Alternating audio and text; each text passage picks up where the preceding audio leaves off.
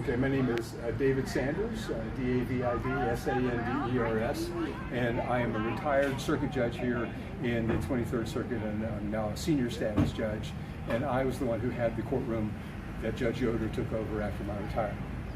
So, you had a close relationship with him? Yes, we were close in the judge. When he became judge, we became close. And could you describe a little bit of his personality to me? Well, John, for somebody who had as many accomplishments as John did, because he'd been a senator and he'd worked for the Supreme Court and he'd been a judge years ago and he had quite a bit of academic credentials. He was a brilliant guy, and usually people like that are a little bit unapproachable, but he was just very down to earth and very sort of youthful oriented, and it was surprising when you got to know him how just what a breath of fresh air he was, and how easy he was to be around, and how open he was to just all kinds of people, all ages. So I think that's what made it so easy for us to be friends.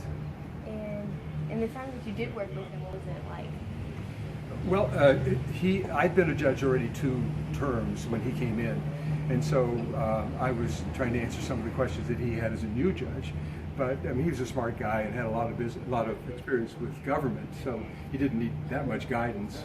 And what I found about John was that he was a real sort of bold person. I mean, he knew what he needed to do, and he wasn't afraid to do the things that needed to be done, or to, if it needed to step on toes or whatever it needed to do, he would do it. And so my first impression of him was that he was a smart guy who knew what needed to be done and had the guts to do it. And you said he's bold, but also another trait that I've heard a lot is how fair he was. He was raised as a Mennonite, and he was, by political persuasion, a Republican. But he liked to say that he was sort of the old school Republican, like Republicans used to be back when the Republicans were the first party to enact civil rights. And so he identified with the old style of Republicanism. He was a fiscal conservative, but socially he was pretty liberal, and he was. And I think that made him very fair. He could really see the defendant's point of view in a criminal case, for example, and he could really feel for children and for people who were disadvantaged and abused who came before him. And I think he just radiated that, and people who were before him felt that. And do you have one of your fondest moments with it?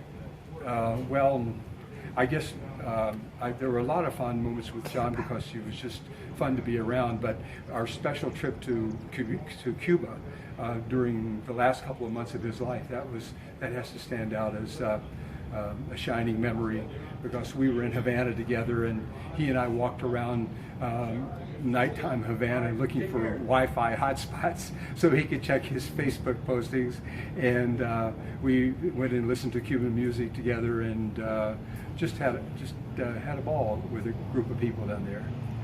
I heard he had a very wide Facebook following. He did. He almost everything he did, he would report on Facebook. If he went to the movies, he would give it a review, or a restaurant. And he had a lot of people who followed his reviews and who would wait for his review before they would decide whether they were going to go to the movie or not. He was sort of like a homegrown Roger Ebert. And he also had a way with the ladies, right? Well, you know, he had a disarming quality about him.